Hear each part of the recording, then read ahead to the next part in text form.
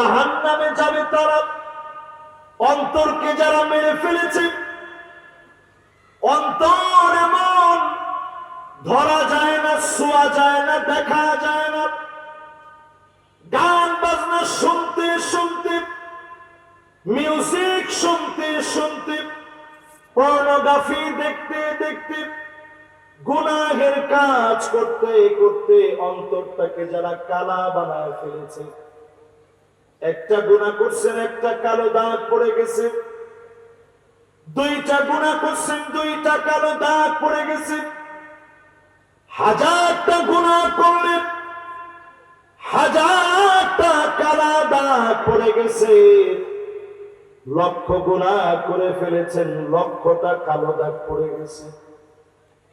এই মাহফিলে বসে গুনাহের ফেরেশতা যদি মনে করেন ও মালিক অনেক অনেক অনেক গুনাহ করে ফেলেছি, অন্তরটার ভিতরে যে কালো দাগগুলো রয়েছে যিনি দূর করে দিবেন তিনি কে? মুসা আলাইহিস সালামের জামানা এক ব্যক্তি 40 বছর ধরে নাফরমানি করল। নবী মুসা আলাইহিস সালাম জানেন না যে লোকটা গুনাহগার, 40 বছর ধরে গুনাহ করছে, অনেক দিন ধরে বৃষ্টি নাই। নবী মুসা আলাইহিস সালাম আল্লাহর কাছে খোলা ময়দানে সবাই নিয়ে দোয়া করতেছে, আসকিনা গায়সান ওয়ানশুর আলাইনা রাহমাতাক ওয়ারহাম বিল আতফালির রুদ্দা'i ওয়াশ-শুয়ুখির রুক্কা'i। আয় আল্লাহ, ছোট ছোট বাচ্চা পর্যন্ত পানির জন্য কষ্ট পাচ্ছে, দাড়ি পাকা নামাজিরা কষ্ট পাচ্ছে,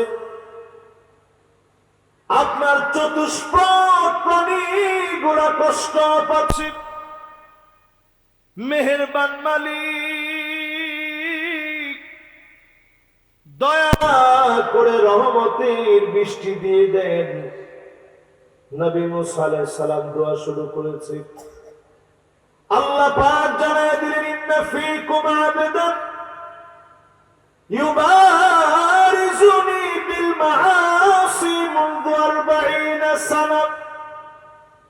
এইরকম এক নাফরমান তোমাদের ভিতরে আছে, 40টা বছর ধরে নাফরমানি করতেছে।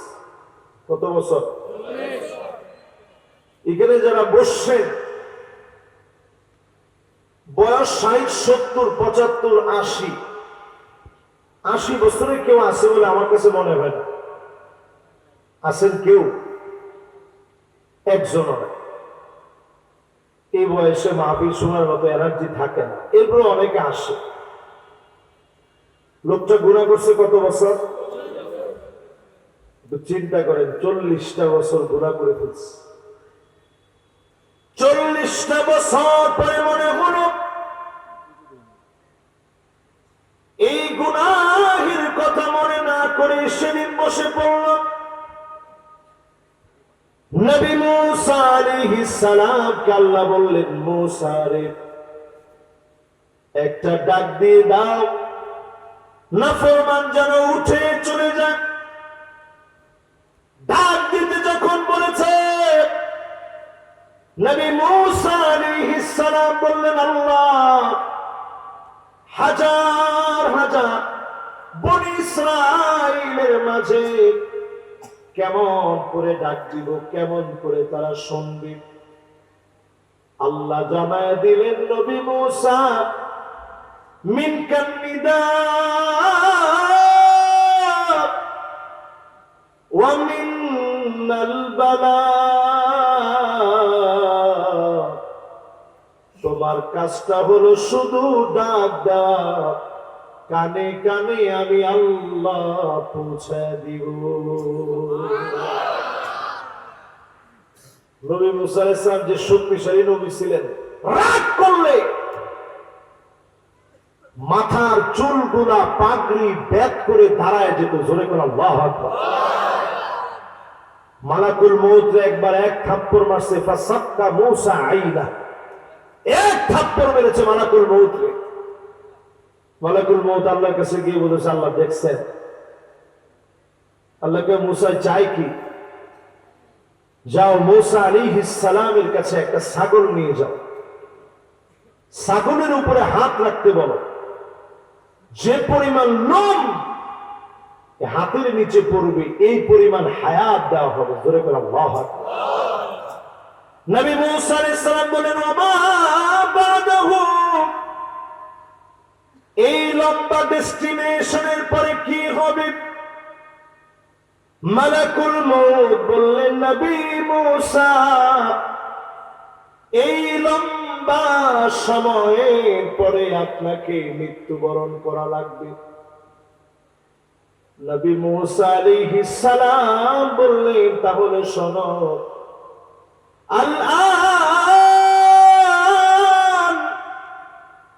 এখনই আমার জান কবজ করো, মালিকের সান্নিধ্যে নিয়ে চলো। সেই নবী মূসা আলাইহিস সালাম আওয়াজ করলেন, ডাক দিয়ে বললেন, গুনাহগার, আইয়ুহাল আবদুল আসি আল্লাযী ইউবারিজুনাল্লাহ বিল মাআসি, 40টা বছর ধরে যে নাফরমানি করতেছ, উখরুজ মিন বাইনা যুহুরিনা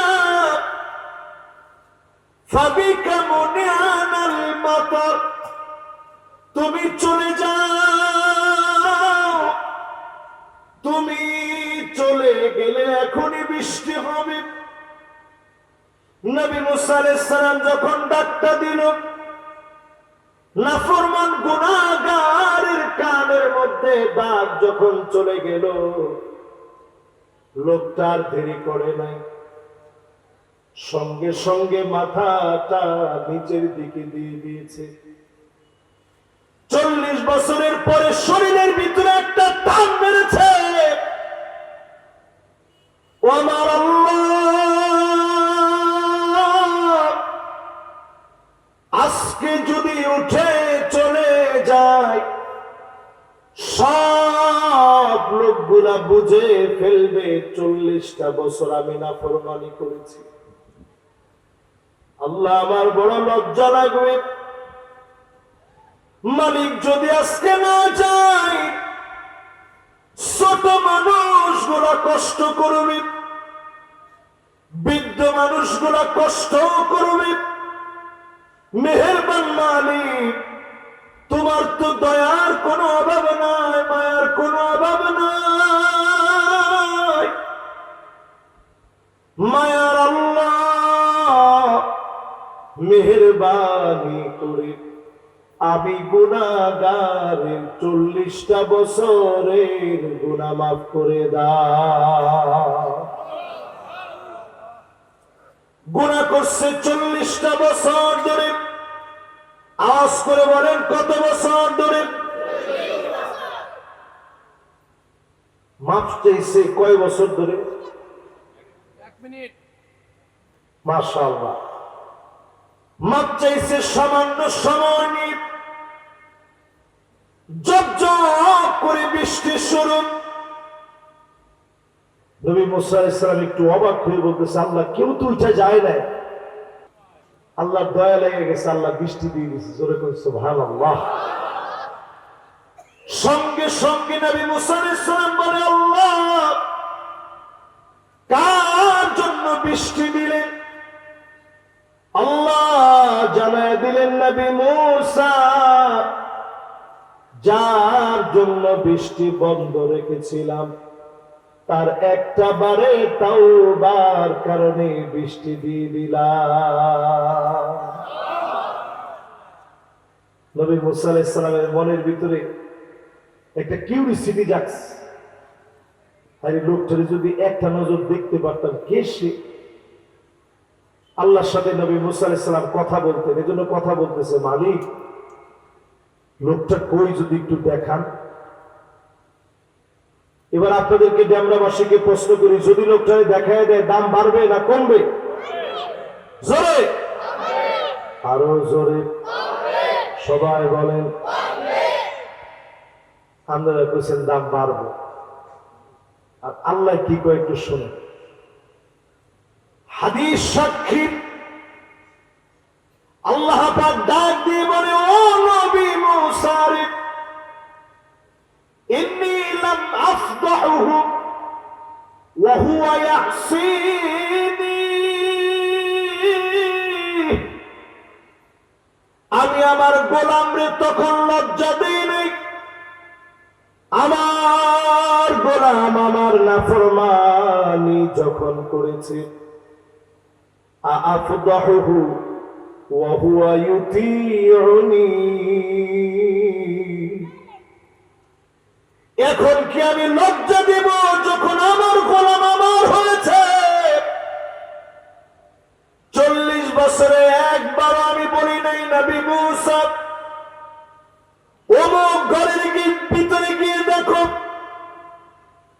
40 বছর ধরে যে নাফরমানি করে, অমুক ঘরের অমুক জায়গায় ঘুমায় আছে, একটা বারের জন্য আমি বলি নাই, নাফরমানির সময় লজ্জা দিই নাই। এখন কি আমি আমার গোলামকে লজ্জা দিব? দুনিয়াতে আল্লাহ আপনারে লজ্জা দিতে চান না, আখিরাতেও যিনি লজ্জা দিবেন না তিনি কে? এই আয়াতের ভিতরে আল্লাহ বলতেছে অধিকাংশ লোকের জাহান্নামের দিকে সেদিন ধাবিত করা হবে। দুনিয়ার ভিতরে জাহান্নামের পথে চলে এরকম লোকের সংখ্যা কম না বেশি?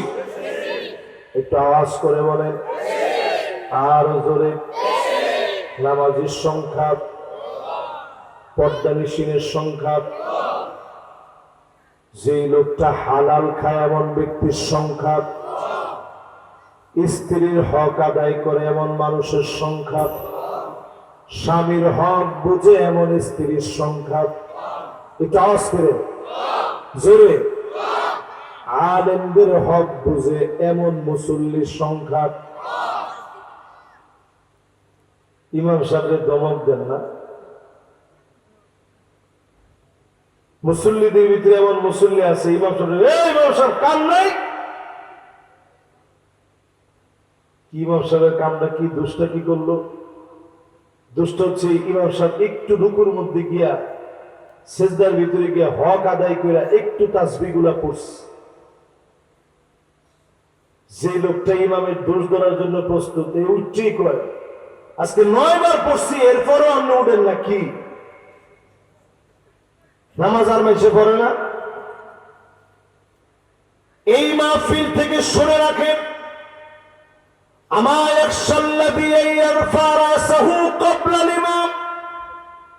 ইমামের আগে যদি মাতবারি করে মাথা ওঠান,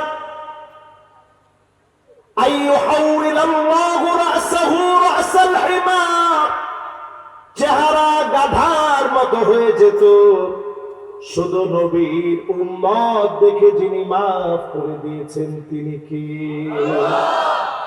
আর করবেন নি? ইমাম রে অ্যাডভাইস দেওয়ার জায়গা পায় না। ইমাম সাহেব আপনার ঘড়িটা এরকম কি লিখা? ইমাম সাহেব আপনার পাঞ্জাবিটা এত সুন্দর কেমনে কি? আপনি নিজের জন্য লুঙ্গি কিনছেন একটা, ইমামের জন্য সাথে একটা কিনে আনেন, পারলে ওনারে দেন, দোয়া নেন। মাল্লাম ইয়ারিফ লিআলিমিনা হাক্কাহু ফালাইসা মিন্না, যেই লোকটা আলেমের হক বুঝে না, ওই লোকটা সব হতে পারে কিন্তু কশিন কালেও নবীর উম্মত হতে পারে না। আঙ্গো পাশে একজন বুজুর্গ লোক আছে, 70-80 রাকাত তাহাজ্জুদ পড়ছে। আরে কথা কয় না, আরে কথা কয় না। 70-80 রাকাত তাহাজ্জুদ পড়ছে, আল্লাহু আকবার। এখন হঠাৎ করে ওনার এমন রকমের তাসাউফের দরজায় আল্লাহ ওনারে এমন তবকায় পৌঁছায় দিছে, আবদাল পর্যায়ে হয়ে গেছে তো এখন দেশে থাকতে পারে না। আবদাল মানে মাঝে মাঝে বদল হয়, উনি ছিল এদিকে কিন্তু বদল হয়ে আরেক জায়গায় চলে গেছে, এখন এমন জায়গায় আছে কেউ জানে না। ঠিক তো করে না। এই মাহফিলে বসে আজকে থেকে শিখে আলেমদেরকে সম্মান দিবেন, আলেমদের সামনে গিয়ে সাহচর্য নিবেন, আলেমদের চেহারার দিকে তাকায় থাকবেন। হতে পারে যিনি আপনাকে হেদায়েতের নূর দান করে দিবেন তিনি কে। তবে সব আলেম না। এই জায়গাতে কালেমা ছিল কি জানি একটা দরবার আছে না? আরে না রামনি করে নেন কে দেন নাকি? আমরা ছাত্র জীবনে গেছি বন্ধের কাছে গিয়ে দিয়ে দাঁড়িয়ে দাঁড়িয়ে কিচ্ছু নাই।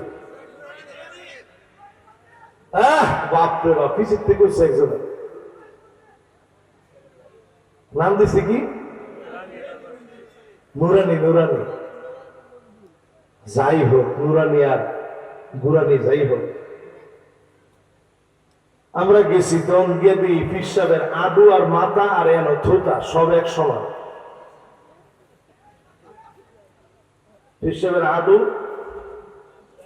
মাথাটা, গালোটা সবটা এরকম ফিরেছে আমাদের ফির। ফানসুরু আম্মান তাখুযুনা দীনাকুম, পীরের কাছে গেলে আগে লক্ষ্য করবেন চুলের গোড়া থেকে নিয়ে মাথা তালু পর্যন্ত ঠিক আছে কিনা। পুরাটা যদি বিল পান, এমন লোক কেবল আপনার জন্য অনুকরণীয় আলেম হতে পারে, ঠিক কিনা বলে?